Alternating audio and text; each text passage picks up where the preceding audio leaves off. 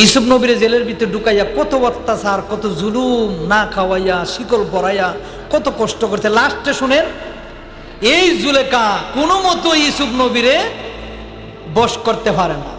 লাস্টে কি করলো, এই জুলেখার যখন দেখতেছে ইউসুফ নবীকে তরজা মারানো হলো, আঘাত করা হলো, চাবুক দিয়ে মারা হলো, যেন জুলেখার নাম লয়। এরপরও ইউসুফ আলাইহিস সালামকে, আল্লাহ আমি তোমার গোলাম, আমি যেন খারাপ কাজে লিপ্ত না হই। এরপরে কি করা হলো, ইউসুফ আলাইহিস সালামকে এত মারার পরেও ইউসুফ পয়গাম্বর, আল্লাহ আমি তোমার গোলাম, আমি তোমার প্রেম কোনোদিন ছাড়বো না। জোরে কোন সুবহানাল্লাহ। লাস্ট মুহূর্তে এই জুলেখার এমন পরিণতি হয়েছিল, জুলেখা ইউসুফ নবীর না পাওয়ার বিরহে কান্নাকাটি করতে করতে করতে করতে একটানা 30 বছর ইউসুফ নবীর সাথে কোনো দেখা নাই। সুবহানাল্লাহ কন্যা, ইউসুফ নবীর সাথে দেখা নাই। জুলেখার রাজপ্রাসাদ যা কিছু আছে সব কিছুর মায়া ত্যাগ করে, যে এত কষ্ট দিলাম, আঘাত করলাম, ইউসুফকে আমি পাইলাম না। ইউসুফ কোন আল্লাহর গোলামি করে, আমি ওই আল্লাহর গোলামি করব, বিনিময়ে আমি ইউসুফের আল্লাহকে আমি তালাশ করব। ইউসুফকে এত কষ্ট দিলাম, আমার প্রেমে মজনু হইল না।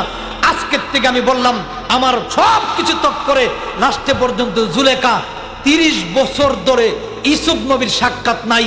ওই জুলেখা বৃদ্ধ হয়ে গেছে। জুরে কোন সুবহানাল্লাহ। বুড়া বয়স হয়ে গেল, চোখকে দেখে না, বন্ধ হয়ে গেল, দাঁত একেবারে পড়ে গেল। বৃদ্ধ লাঠি বোর দিয়ে ওনাকে লাঠি বোর দিয়ে হাঁটতে হলো। হঠাৎ করে ওনার ইউসুফ আলাইহিস সালাম বিয়ে করেছেন। বিয়ে করার পরে ওনার স্ত্রী বলতেছেন যে আপনার প্রেমে তো জুলেখা এখনো বসে আছে। জুরে কোন সুবহানাল্লাহ। আপনার প্রেমে এখনো জুলেখা আছে। তো ইউসুফ নবী বললেন, তুমি কি জানো এই জুলেখা আমাকে কত কষ্ট দিয়েছে, এই জুলেখা আমাকে কত আঘাত করেছে? তখন তিনি বললেন, ইউসুফ আলাইহিস সালামের স্ত্রী বললেন, স্বামী আপনার মহব্বতে এখনো আর জুলেখা কোনো দিন বিবাহ হবেন নাই, আর কোনো দিন এই নাফরমানি কাজে লিপ্ত হন নাই। তিনি তিনার ধন সম্পদ, রাজপ্রাসাদ সব আল্লাহ রাস্তায় দিয়েছেন, এবং উনি এখন বৃদ্ধ হয়ে গেলেন। তখন ওনাকে আনা হলো সামনে, ওনাকে সামনে আনা হলো। আনার পরে পরে দেখতেছেন ইউসুফ নবী যে জুলেখা অন্ধ হয়ে গেল, একেবারে বৃদ্ধ মহিলা হয়ে গিয়েছে। জুড়ে বলুন সুবহানাল্লাহ। ইউসুফ নবীর কাছে আনা হলো। তখন জিজ্ঞাসা করা হলো যে আপনার এই পরিণতি অবস্থা। জুলেখা ডাক দেখো, আপনি আমাকে ক্ষমা করে দিয়েন। আমি যেদিন থেকে আপনাকে কষ্ট দিয়েছি, এই দিন থেকে ওয়াদা করেছি যে আমি যেন আর কোনো দিন এই চক্ষু দিয়ে না দেখি, যে চক্ষু দিয়ে আমি আপনাকে খারাপ নজরে চাইতাম, দেখতাম, জবান দিয়ে আপনার খারাপ কথা বলতাম, আমি এখন আমার এই পরিণতি আপনি আমাকে মাফ করে দেন। তখন কিছু বড় বড় কিছু কাফের গুলা ছিল, এরা ইউসুফ নবীর বিরোধিতা করত। তখন তিনি আল্লাহর দরবারে ফরিয়াদ জানালেন, আল্লাহ তুমি আমার জুলেখার চোখগুলা খুলে দাও। সঙ্গে সঙ্গে জুলেখার চোখ আল্লাহ খুলে দিয়েছে। জুড়ে বলুন সুবহানাল্লাহ। তখন এই কাফেরেরা বলল যে না, আমরা এই খুদা মানি না, আমরা এই খুদা মানি না। চোখ তো এটা বললো ইউসুফের মলে কোনো জাদুকরি, কোনো গবেষণা হয়েছে, চোখ দিছে। এখন ইউসুফ নবী বললেন, ঠিক আছে, আমি না হয় জাদুকরি করে চোখটা ভালো করলাম। এখন উনি যে বিদ্যু, চামড়া টামড়া, দাঁত পরে গেল, লাঠি বোর দিয়ে হাতে, উনি যদি যুবতী হয়ে যায়, আগের যৌবন ফিরে পায়, তাহলে কি তোমরা এক আল্লাহর গোলামি করবা? এটা দেখা যাবে পরে। জোরে বলুন না সুবহানাল্লাহ। ইউসুফ নবী নিজের শরীরের চাদর মুবারকটা জুলেখাকে নিয়ে ঘুরে ফেললেন। ফরিয়াদ জানালেন, মালিক ও আল্লাহ, যে জুলেখা আমার উপরে তো অত্যাচার জুলুম করলো, এই জুলেখার কুমন্ত্রণা ছিল 12 বছর আমার জেলের ভিতরে কষ্ট দিল গো আল্লাহ।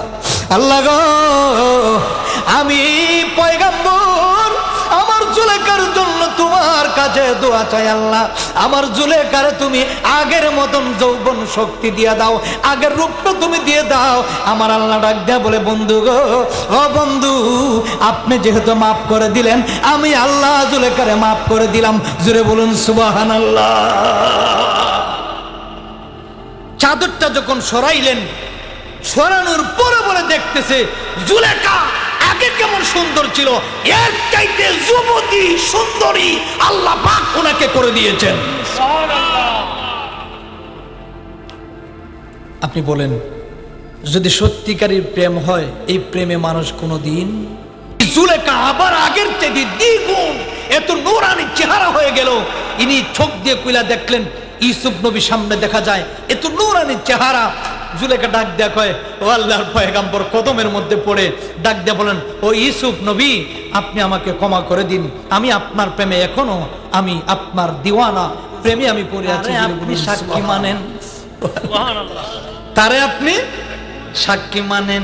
ইউসুফ নবী কয়, ঠিক আছে। এখন মিশরের বাদশারা ডাক দেখো, আমার সাক্ষী আছে। সুবহানাল্লাহ না? হ্যাঁ, এবার ডাক দেখ, আমার সাক্ষী আছে। কই কি সাক্ষী? মদিনা মদিনা আসে কম মিনের ঠিকানা, বলো না মদিনা মদিনা আসে কম। বাবা দিদার দিয়ে কাঁদো তোমরা, দিদার দিয়ে তোমরা হইয়া নবীর দেওয়ানা। মদিনা মদিনা আসে কম মিনের ঠিকানা, বলো না মদিনা মদিনা। ইউসুফ নবী কয়, আমার একজন সাক্ষী আছে। কই কে? কয় আপনার শালিকার একটা মেয়ে ছোট বাচ্চা আছে, ওই বাচ্চাটা আমার সাক্ষী। মিশরের বাচ্চা ডাক দেখো, আশ্চর্য ব্যাপার, এটা কথা বলতে পারে না, ছোট বাচ্চা, কুলের বাচ্চা, সাক্ষী হবে কেমনে, কথা বলবে কেমনে? ইউসুফ নবী ডাক দেন, কয় আপনি ছোট বাচ্চাটাকে নিয়ে আসেন আমার সামনে। জোরে বলুন সুবহানাল্লাহ। বাচ্চাটা আনা হলো, কুলের মধ্যে রাখা হলো। ইউসুফ নবীর দৃষ্টি যখন বাচ্চার চোখের মধ্যে গেল, সঙ্গে সঙ্গে বাচ্চা ডাক দেয়া কয়, জবান ফুটে দিলেন আমার আল্লাহ। বাচ্চা ডাক দেয়া কয়, ও মিশরের বাদশা রে, আল্লাহর পয়গাম্বর ইউসুফ নবীর কোনো দোষ নাই।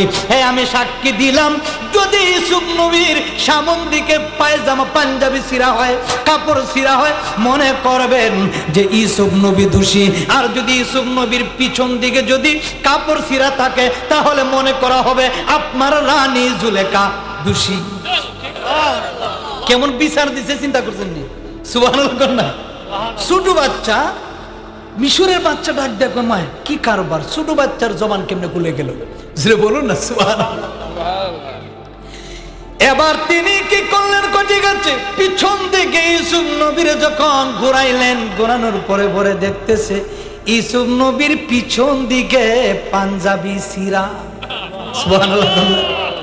এখন তিনি কয়, ঠিক আছে, তুমি তো দৌড়াইয়া ইউসুফ নবীরে আনছো, পিছন দিকে তুমি টান দিয়া দইরা রাখছো, সামন দিকে তো কোনো ছিঁড়া নাই। জুড়ে বলুন না সুবহানাল্লাহ। এখন কি করা হলো? যে ঠিক আছে, এইটার সবচেয়ে নির্দোষ হচ্ছে ইউসুফ, আর তুমি হচ্ছ দোষী। আর কি করা যায়? এ খবর যেন বাহিরে যেন না যায়। আর মহিলারা জাত তো একটু তেরা তেরা, এটা জানেনি আপনারা? হেরা বার থেকে কি করে মাইরে লেছে রে, আর হুজুর আর খাওয়াইতাম না। আছে না এরকম? সব মহিলার জাতটা তেরা তেরা কেন বলি জানেননি? ওইটা আদমের বাম পাজরের তেরা হাড্ডি থেকে আল্লাহ বানাইছে মা হওয়ার, এর লাগে একটু তেরা তেরা, ঠিক না? তেরা তেরা। আপনি ভালো কথা কইলে কইব পারতাম না, আজকে আনতাম না, যদি তাপ্পর মাইরা দেন একদিনের লাগে খাওয়ান বন্ধ, কথা বন্ধ, কথা কোনা করে, ঠিক কিনা? বাপরে বাপরে বাপ। এখন আপনি গিয়ে রাত্রের বেলা বাইসাব যখন গরু ডুববেন, বিবি সাহেবের চেহারা দেখলে তো মন হয় যে আপনি উঠটা দূর মারেন। কারণ যে চেহারা, ওই যে সকালে তাপ্পর একটা দিছিলেন, আর যে চেহারা মাশাল্লাহ বাবি জানে বানাইছেন, এখন মনে হয় না যে আর আজকে আর সারাদিন তো ভাত খাইছেন না, রাত্র আর ভাত খাও আপনার কপালে জুড়ত না। কেন জানেননি? ওই যে বাবা আদমের হাড্ডি, তেরা হাড্ডি থেকে মা হাওয়ারে বানাইছে, ওইখান থেকে এমনি তেরা তেরা তেরা তেরা। একবারে দেখবেন এই যে রাস্তা কত জাতের মোড়া মারা আছে, কথা কোনা করে, ঠিক কিনা? আজ পর্যন্ত সোজা কোনো রাস্তা পাইছেন নি যে সোজা সোনার গাছ দেবেন গা? না, একটু যাইতে গেলে একটু তেরা তেরা হয়ে যায়, কথা কোন, ঠিক কিনা? সোজা যাওয়া যাবে না, তেরা তেরা যাইতে হবে। ঘর থেকে বাড়ি তেরা তেরা, কারণ ঘরের বিন্দু তেরা, কথা কোনা করে, ঠিক কিনা? হ্যাঁ তেরা। যদি এরা রে আপনি একটু ভালো ভালো বাজার থেকে বিরিয়ানি সিরানি নিয়ে খাওয়াইতে পারেন, তেদা আল্লাহ দিলে আসসালামু আলাইকুম জামাই সাহেব কেমন আছেন, মানে ভালোবাসা একবার বাইরে যাবে কেন, বুঝলেন তুই। আর যদি থাপ্পর তুপ্পর মারা যায় বাদ কাউন্ট শেষ, এদিন আর রাত্রে কুলবালিশ নিয়ে ঘুমাই দিবেন, কথা কোন রে। এইরকম আমাদের মা বোনেরা, কিন্তু সব মানে এই যে মহিলারা তেরা, কারণ এরা অতি নরমের মানুষ, কি অতি নরমের মানুষ। যদি কোনো ভিক্ষুক কয় আম্মা গো আজকে খাইছি না একটু বাদ দেন, নিজের পোলারে না খাওয়াইয়া ভিক্ষুক খাইছে রে বাদ দে, বাদ দিতে গেছে আর ফাঁকি দেয়া ঘুম থেকে পোলারে লিয়া দূর মারে দেয়, কথা কোন না কেন।